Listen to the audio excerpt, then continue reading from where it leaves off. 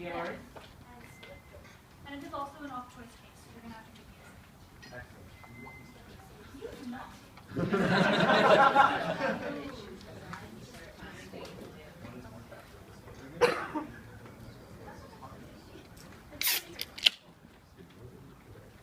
As I said, not a rent. Alright, can I start the contract? Sure. You are a 25-year-old Indian woman from Bangalore. You are educated and you graduated as an engineer. Your parents would like to arrange you a marriage, but you're in love with a boy. You've been seeing him for a year and a half. But he's a Brahmin and you're a Kshatriya.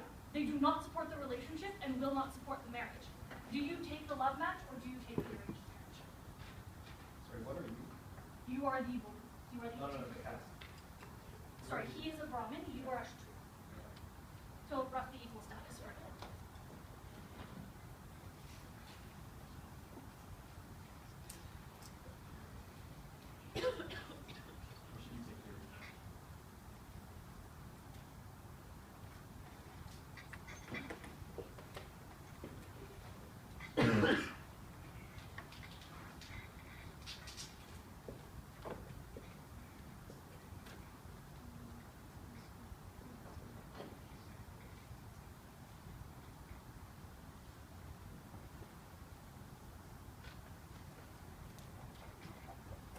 I will take the arrangement.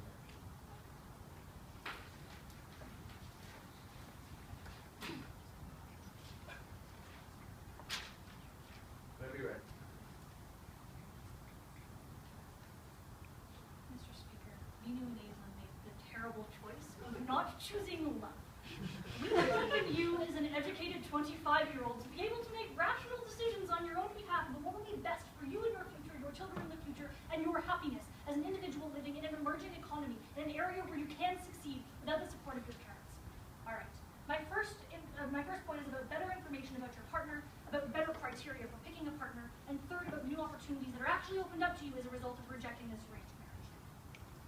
So let's talk about what arranged marriage actually looks like, right? Because realize that it is your parents going out and basically like negotiating a contract with the parents of a man who you likely have never met before, right? Recognize that while you may get to meet this man eventually, you will get to meet him before you marry, that this is basically an interview process, whereby he and his family are trying to impress you and your family, and vice versa. It's pretty hard to accurately determine the type of person that it is that you are actually buying into through this type of antiquated process. And I'm going to talk about why the process is actually different today than it was in the past and how that impacts this round. But I think it's really important to consider that this knowledge is superficial, right? People are going to say what it is that you want to hear. I think that actions speak a hell of a lot louder than words, right? If you have spent a year and a half with this individual in college, it is not enough for him to simply say, yes, I will support my wife in the workforce. You have seen how he speaks about women broadly in terms of having careers, how he supports his other women in his life, for example, his sisters, his mothers, how he speaks about them and their careers. It is a way better indication of how in reality he will act towards you than whatever it is that he managed to say in this marriage negotiation, such that they would actually buy into the arrangement, right? Because realize that the best indication of future behavior, I think, is very simply past behavior. So let's talk about how we actually pick criteria and like why we had arranged marriage in the past and like why it was more useful in the past than it is today. So in the past, basically, you were talking about the family, you were talking about education, you were talking about height, skin color, and potential basically to go abroad. These are sort of like 5 main categories that people would consider when deciding whether or not one would be an appropriate arranged marriage, right? So basically, what it meant in the past is that you would be like your family, right? Given that you spent a ton of time with your family, it was unlikely that you'd been educated abroad, you were very, very likely to represent the same cultural values that your family represented. This is a tension that is huge among Indian youth today, and that the person that your parents were is not the person that you are necessarily going to be, right? Realize that the ability of individuals to travel far away from the home for extended periods of time, like in university, means that they are far more individual than they ever would have been before. So while these things may have in the past been somewhat of an accurate indicator of how this person actually would have acted, they are no longer the case. Not to mention when considering the point about going abroad, this is particularly pernicious for women who are going to get tied to this man and then taken to a new country. Living in India as a middle class or upper middle class person who is educated and a woman and has career prospects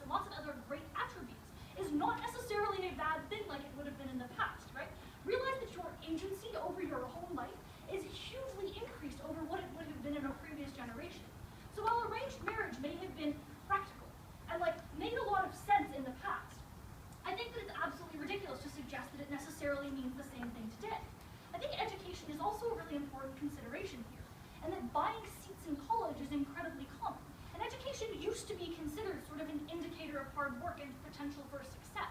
But that isn't the case. The standard now for many colleges is for your parents simply to be able to pay 90 lakhs and have you attend medical school, right?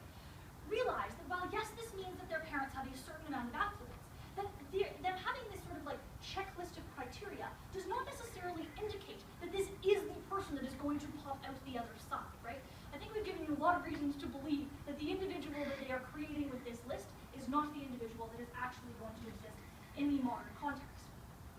I think it's also really important to consider the new opportunities that are actually opened to you by not choosing to tie yourself into this like patriarchal, outdated type of relationship.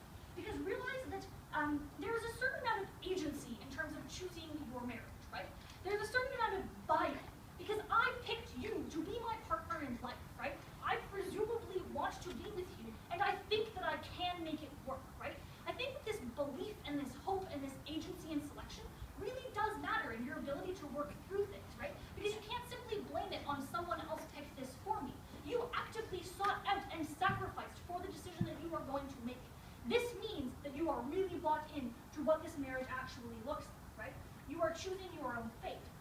I think sexual compatibility is also something that we need to consider here, and that you are actually attracted and would like to have sex with the person that it is that you are seeing.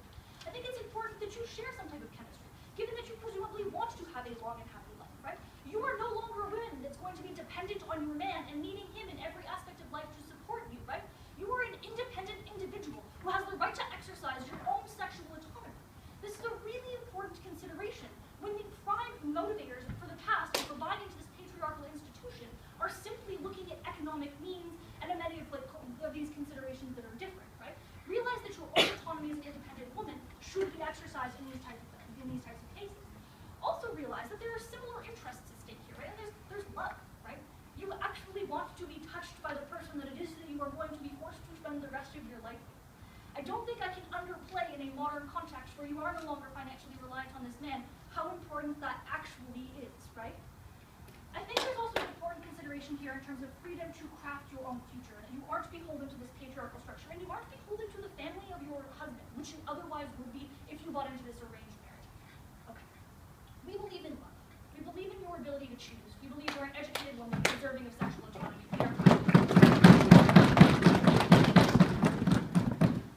I'd like to thank the speaker for her remarks. Now let's call upon the honorable, are you guys going to split? Yeah. Leader of the opposition to open up the side opposition.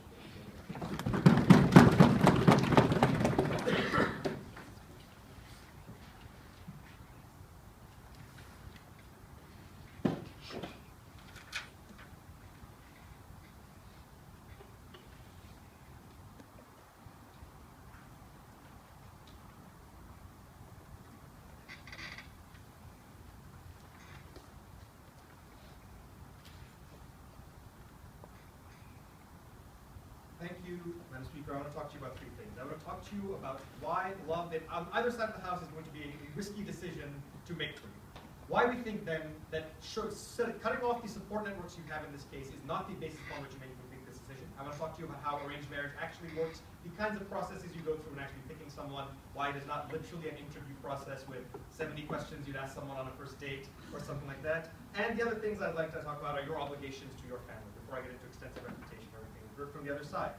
So, obviously me and Aislin are not going to be the aggressively pro-love side of this round. What we are going to say is, look, the bases upon which people fall into love with each other and form these initial bonds of attraction are often subject to things beyond understandings of long-term compatibility. When someone is attracted to someone else and generally falls in love with someone else and the emotional process of wanting to spend time with them, of feeling sad when they're not around, these decisions are not necessarily based on whether or not that love can endure for 10, 15 years, whether or not this is someone you want to spend a great deal of time with. And in this specific context, given the taboos that still exist upon Indian youth dating very young, is probably not someone you've known for a very long time. What you are saying then is you want to shorten your parents' decision and commit to him. We'll admit that even in an arranged marriage, it is possible that all those same problems with love still exist. The difference is, on our side of the house, should your marriage end up being loveless, at least you have the solid support network of a family that has cared for you from the time you were a young age and will still have relationships you can enter into that are emotionally fulfilling and give you meaning in life. On their side of the house, when the risk that your marriage becomes loveless, when the risk that you resent the time you have to spend with the other person comes to be, you do not have those same relationships to fall back on, and in fact may have to deal with ongoing animosity from people who have sacrificed a great deal for you in a way that will just lead to a much worse life for you, and I think that'll be an incredibly bad thing for you to go through. So I think that's why it is much more likely that we lead to a solid future for this person, given the uncertainty of marrying for love in the first place. The second thing we need to understand is how arranged marriages actually work, and why the degree of uncertainty they talk to you about actually committing to an arranged marriage isn't as much as they're talking about. It is not the case that it's like you sit down on a couch with someone for half an hour and you talk, and if you don't like them, they're out and the next one comes in. You actually go on dates and stuff with the person, right? You actually have an extended period of time where you spend time with them and try and understand how they actually are as a person and how they actually feel. The idea they tell you that this person will just pretend to be everything you ever wanted and this will work out is ludicrous. If this was the case, frankly, men would be getting laid a lot more if it was that easy to just pretend to be a woman's perfect man and try and fake all these things on these extended periods of dates. Like, this is not a job interview where you can just give them the spiel they want to hear and they'll hire you. This is not an analogous process. I think the kinds of bonds a woman is able to make in a decision involving arranged marriage are not actually that far removed from the basis upon which you make that decision with a person you randomly happen to meet and spend time with. Yeah. What kind of information do you think you can gain from a boy who your parents approved to go to the temple? You gain a lot on the trip to the temple, I guess, but that's also not what they're approving. They often leave it up to you to decide how you would like to meet. You're probably not having a lot of sex, I give you that, but you probably don't only have to go to the temple either. It's an incredibly antiquated notion of how arranged marriage works. I don't think that your parents are setting you up on these extremely religious things necessarily. And what they're most interested in is making sure that you have a good understanding of the kind of person you're getting along with. And I do not think that the degree to which they talk about this being a completely random choice applies then, which makes my first point about love you and more important. That on balance, I'm not even convinced they're necessarily getting that much more certainty in terms of ending up with someone you genuinely love or will be able to do so for a long period of time. The other thing too important, and actually, I wish we'd asked this earlier, it really didn't occur to me, probably important to know a bit about the guy you currently are in love with, some details about him beyond his past. It is possible this guy is not of great economic means, does not have great prospects in the future. It is possible that he will not give you the economic basis you wish to strive upon, which makes for a few strange kind of options, right? If we accept this as a society where there's going to be a degree of patriarchy, at the point where you are the sole breadwinner for your family, your choices are likely to be dictated to you by your husband's family much more when he is not of sound economic means and needs the support of people that they're talking about. It also means that your personal life choices and your ability to pursue perhaps spells where you don't want to work, pursue pregnancies, for example, or have kids, are far less likely with someone who isn't as well-to-do. At least you can ensure that your parents are going to be looking for someone who is well-educated, who's of good financial means, and I think that degree of certainty is also incredibly important for you to know, and is not a basis upon which you would choose this other person to be in love with. No, thank you. The last thing I want to talk about are your obligations to your family. I do think it is important to understand that this should be a relevant consideration for you.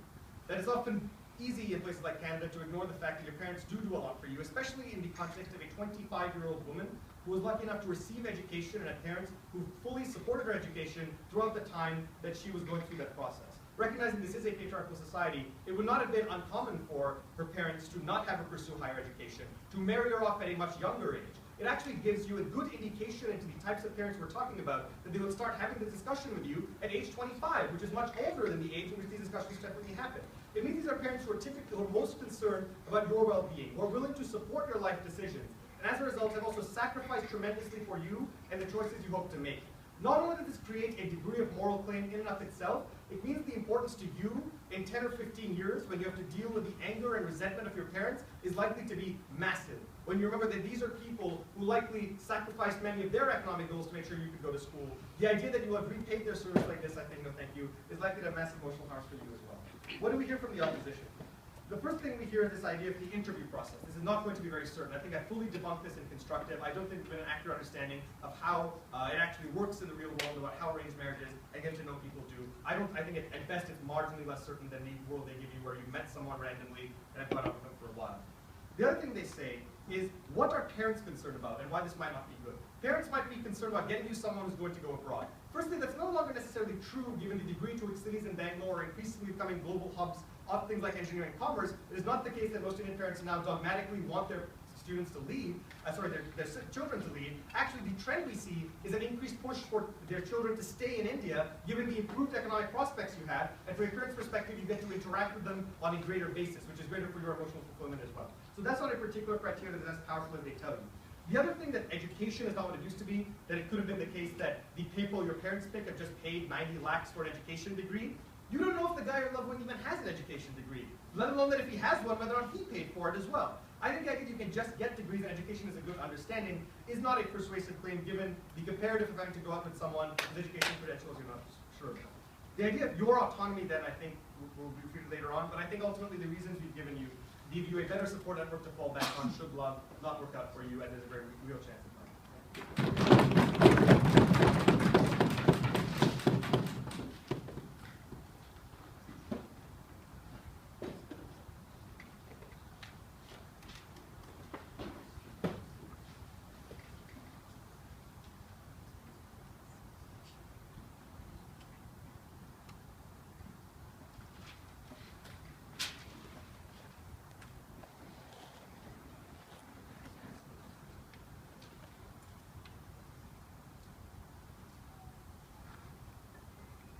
I think both sides agree that we're looking for what is best for this individual here. And the comparative that side opposition needs to engage in is not that whether or not love is risky, but who is likely to make the riskier decision, the individual or the parent. It's not the point of, that support won't be lost, but what support is more important? One of the person that will be next to you for the rest of your life, or, family that is a step removed. It's these comparatives that they need to engage with. First, a point of construction. And this is like following along what Victoria talked about in terms of, when you choose someone, that represents some sort of agency. And unlike arranged marriage, which is a union between two families, this is a union between you and this specific individual. It frees you from the responsibilities of, for example, taking care of your groom's parents. It frees you from raising children in a way that his parents might expect you to, and instead allows you to craft your future as you would like to see it. It allows you and your husband to make decisions solely and raise your children the way you want to, and live your life the way you want to. So you don't have these external expectations, and you're not beholden to these cultural structures. Okay, so what did Veenu tell you? He said, love is risky, love can fade. But that is not the comparative. The point is that if indeed love can fade, you are far more likely to keep that fire alive if you have chosen the individual that you are burning this flame with, as opposed to your parents. When they say, it's not based on long-term endurance, that's patently false. When you choose someone to love, you're far more likely to try with them, to be more patient with them. These are key characteristics that in turn result in a long-term enduring relationship. It means that you're intentional with how you treat them, because you have chosen them and you're invested in it. Okay, so then they also talked about the loss of a support network. They said, if this marriage is loveless, that you will lose your parents. But just look at imagine your life as a married couple. Who do you think you're spending more time with? The person you're married to, your husband, or your parents, or their parents? The fact of the matter is, both of you are financially dependent in a way that you won't be dependent with your parents. The fact of the matter is, you share responsibilities such as taking care of children and doing the dishes together. That affects you more than the relationship you have with your parents. The fact of the matter is that even if you buy that you lose some familial support, that your support that you can ensure by choosing someone who has promised to love you and whom you trust brings you far better outcomes in the long-term future. So then we get to the point about interviews. And the point is not that, it's Temple versus Holiday Inn and meeting in this hotel. The point is that there's a very different understanding you gain from a structured date versus having lived experience with the person. The first distinction is the amount of time that you spend with them. So even if you meet 70 times, that is not, 70 dates doesn't compare to 70 days of school in which you have been in the same class. That lived experience, that frequency of time is just incomparable. And we have good reason to believe that you as an educated woman aren't just marrying some guy off the street. We have good reason to believe that if you are choosing someone, an educated woman who is an engineer, you'd likely be choosing someone that you've met in college or someone among your friend circle. I think that's perfectly reasonable to assume, yeah. You are more likely to make a better decision based on a classmate who wore attractive outfits for 70 days than someone you've been on actual dates with in an extended period of time? No, I think you're more likely to make a better decision based on like conversations that you had with them, having them see how they treat their parents, having them see how they treat their sister, and how they interact with other people, when the objective of that experience is not to impress you on a date to a movie, but rather they're just acting that way because that's their nature. That's their nature. I think you're far more likely to get valid information and make a better decision.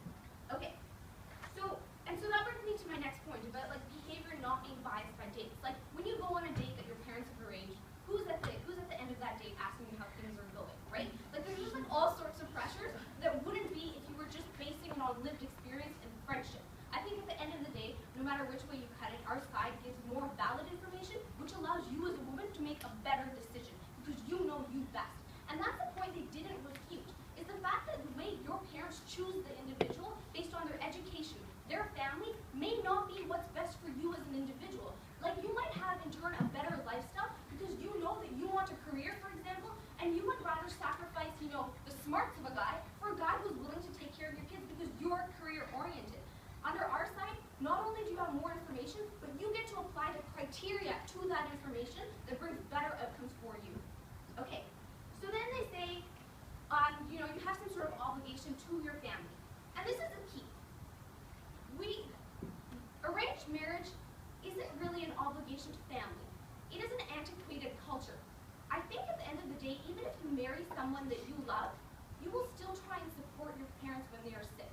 You will still try to upkeep those relationships. And I think they will value that and recognize that you haven't betrayed them as individuals, as a member of your family, but recognize that you just have a difference in interpreting culture. So I don't think on our side that you're completely abandoning your family, and it's important to distinguish that some things fade. People are willing to reconcile cultural differences, but at the end of the day, love and those natural things matter, and that's what we stand for. Okay, so what did Victoria tell you? She told you about, being certain about your compatibility. Basically, action speaks louder than words. We have lived experience on our hand. And the only thing he said was, he contested the point of, the antiquated criteria of going abroad is no longer valid. But she didn't contest any of the differences in terms of education, in terms of family, and all the other assumptions your parents would make that you would be able to interpret better.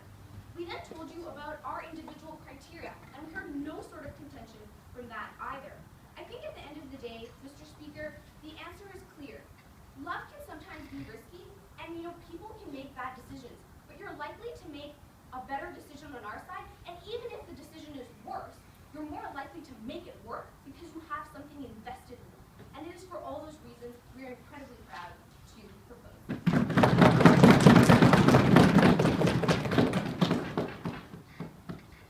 I'd like to thank you for her remarks. Now it's all upon the member of the opposition to decide which case you're here.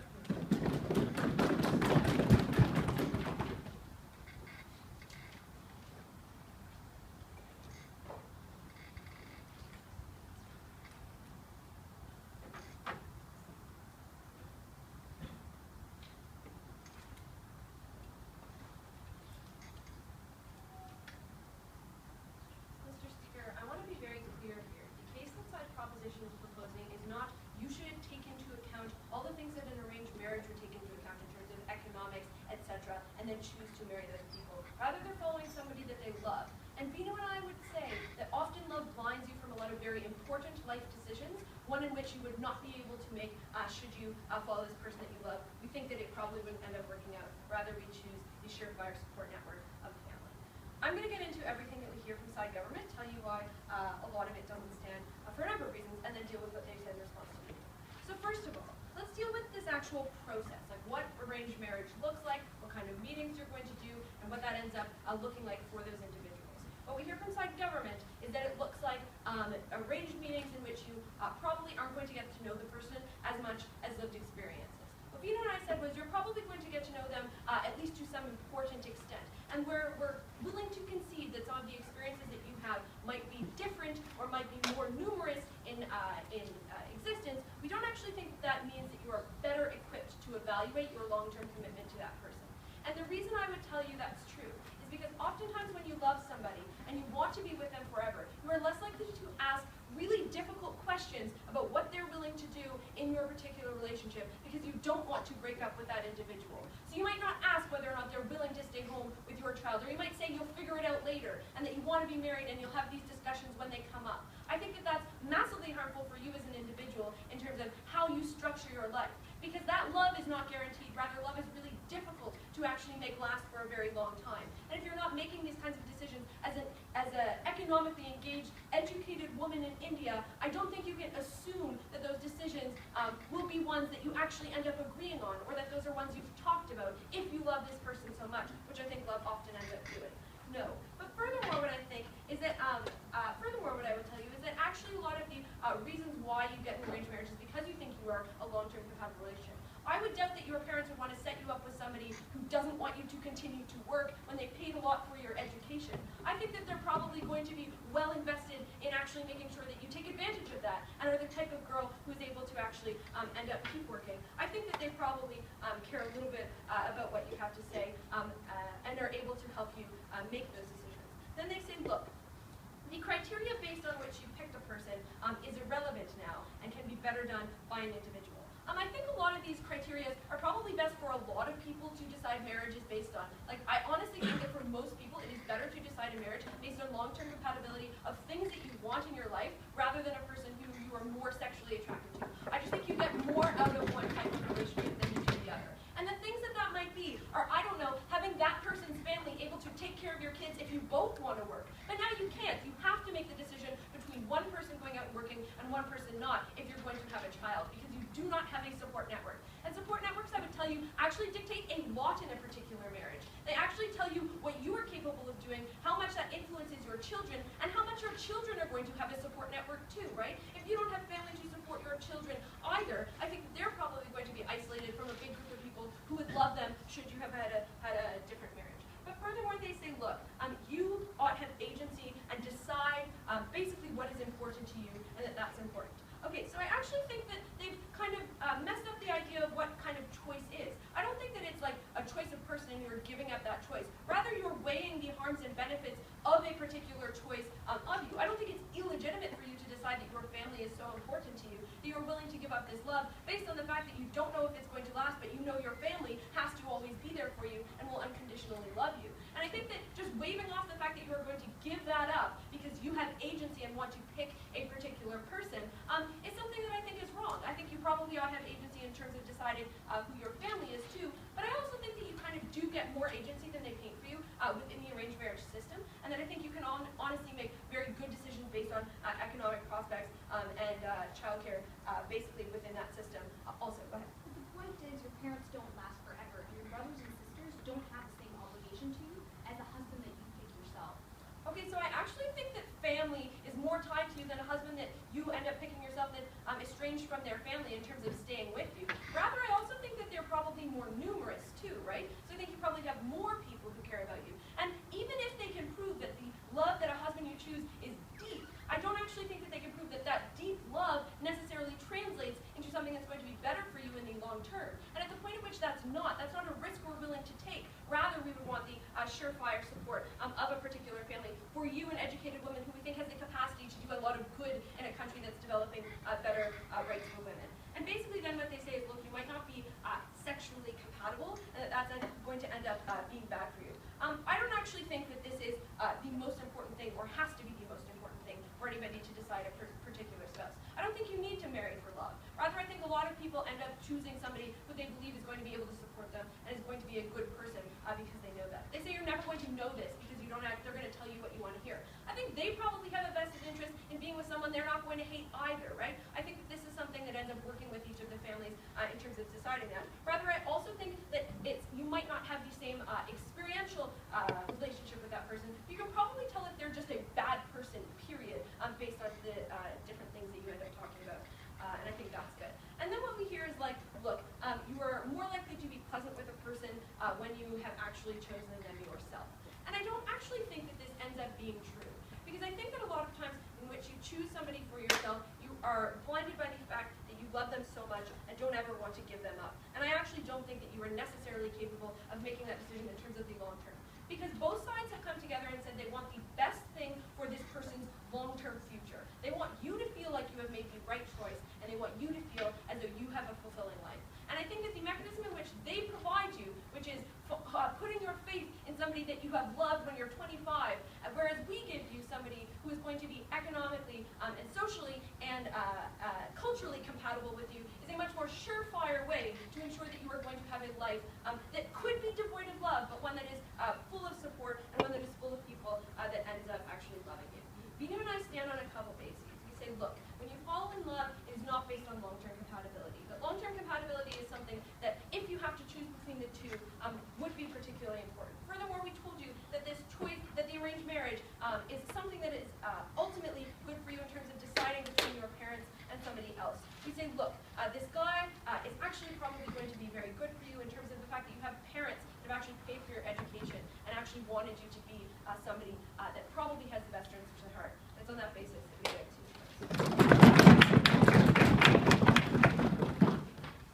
I'd like to speak for the remarks and call upon the leader of the opposition to close out the case back in debate.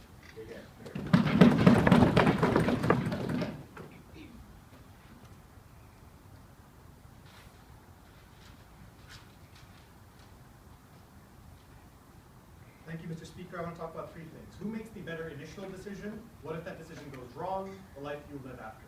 The better initial decision. Proposition prevents a world in which you can objectively assess all the criteria and interests that matter to you. And on the basis of having known this person for a longer time, you can apply the things that matter to you into your decision to go out with that person. What me and Aislin have stood on is that love can often blind your evaluation of your criteria. The short-term feeling of being in love can make you reevaluate what you actually care about. But it could be an evaluation that you come to regret 10 to 15 years down the road when that visceral feeling of still being in love with someone doesn't exist. When you come to regret the idea that you were willing to forego kids to go out with this person, willing to forego going out to work for extended period of time for that person. These are sacrifices someone might be willing to make when making the short-term initial decision that they can come to regret later. On the flip side, what do you get? In a world with arranged marriage, the reason I think you are as likely to, if not more likely to make a good decision, is firstly, as it tells you, you are more likely to ask difficult questions to someone you know you're going out with for that express purpose, as opposed to trying as you are in love with. Secondly, it is the case that you can still come to love someone through arranged marriage. It's not necessarily true that the context of arranged marriage, where parents pick someone else for you and you go out with them for a few dates and a while and get to know them, is that different from a world in which your friends might set you up with someone, or you ask someone out in class on the basis of an initial physical attraction. I don't think it's marginally that much better on their side. But lastly, even if you don't buy that, the idea that you cannot live a happy and contented life in the future in the absence of love is an assumption underlying their whole case that I think is absolutely incorrect. You may not be in love with the person you come to marry, but that's not to say that you personally cannot still be happy and live a fulfilled life without that specific emotional feeling in your life. So I don't think that's true. But even if you don't buy that, even if you think it's close about who makes the better initial decision, we are absolutely, I think, predicting the better world on what happens if things go wrong, which we accept they might. In their world, that tells you that, look, things may go wrong, but you feel invested in it, so you'll keep working at it. But that's exactly the problem. The idea that because you feel as if you've cut off all social ties and spent so long emotionally invested in someone, you need to keep giving them another chance, and you need to keep trying to make things work. That is a terrible life for someone to live in a loveless marriage where they know that they have to stick with this person because they've cut off their most meaningful social ties. On our side of the house, when and if that love fades, you still have people who've sacrificed for you from the time you were a toddler, people who supported you going to education in a society that still does not view this as an automatic thing for women to do, that are waiting to defer the discussion of marriage till you were 25, people who deeply care about your well-being, that you will not be able to speak to again, and that you'll probably regret in a great way. And if their response to this is going to be parents don't last forever, firstly, other family members will last for probably as long as your husband, but that's going to be a really shitty moment for you when your parents are no longer there, and you realize that you cut off all their ties for them for someone you're no longer in love with. That must really suck for you. That's not something that's going to be that useful. What life will you live further on? They never engage with the fact that this person may not be educated, may not have financial prospects that you seek, may not actually be able to provide you what you want beyond sexuality, or even sexuality necessarily, compared to arranged marriage, which is to say that the life you end up living may be far removed from the life you could have led if your initial decision had been blinded by that criteria, if the risk of love not working out had been better accounted for in that calculus. We say take your arranged marriage. Thank you.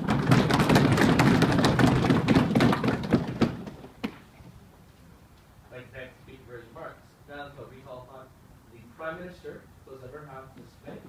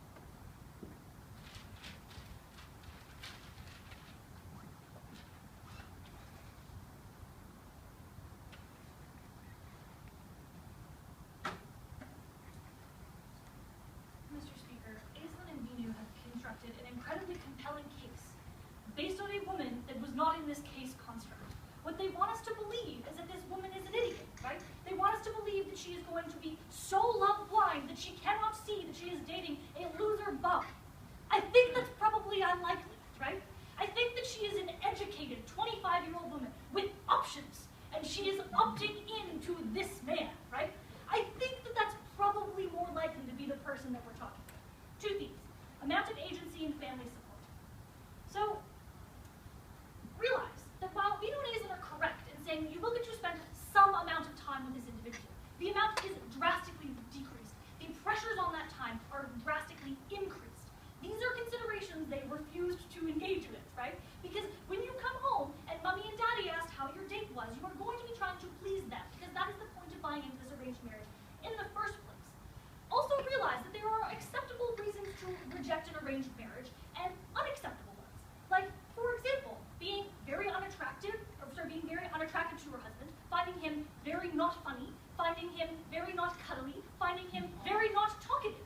Those are all legitimate reasons to reject a relationship that do not have any sway under the arranged marriage structure, right? Realize that the criteria that Nan and I very clearly laid out for you in PMC are like things like education and social status and earning potential, right? Those are the things upon which a woman can say, I do not choose to take this arranged marriage. So you may be able to lie with one or two suitors and make up some personality defects that would make it acceptable to reject them. But you sure as shit can't lie for 4 or 5 or 6, right? Realize that at very best, you are picking from a limited pool of options on their side, even if you lie that they do have some agency in this choice, right? I think that's an important distinction. What they try and tell us here is that you're ignoring these pragmatic decisions, that you are somehow going to be love blind.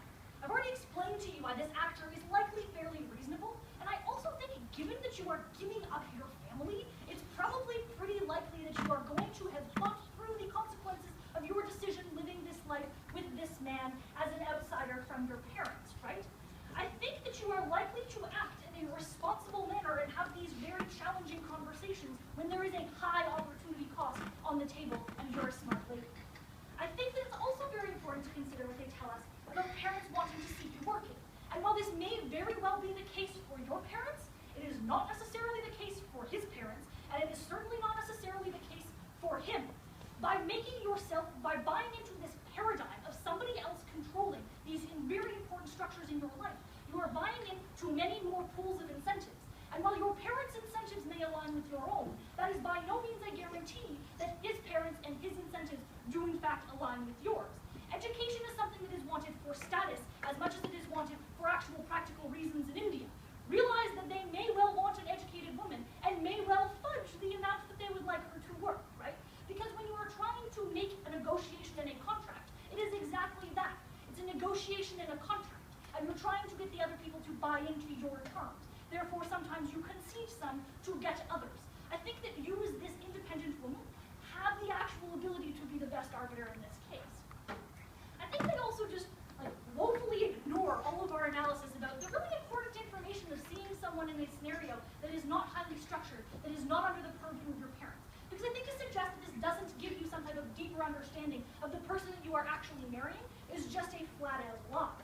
I also think that they ignore the idea that the criteria that your parents are picking on as a part of this outdated structure are largely not reflective of what will make you as an independent, educated woman in the modern age happy. I think they need to prove that these criteria are so relevant. The last thing that I quickly want to talk to you about here is family support. And while we buy that your parents may well not support your marriage, I think it's pretty likely that your siblings will probably come around. And then eventually, once they see that the decision that they've made, that they were trying to make in your best interest, is not, that they will join the party too. We are practical.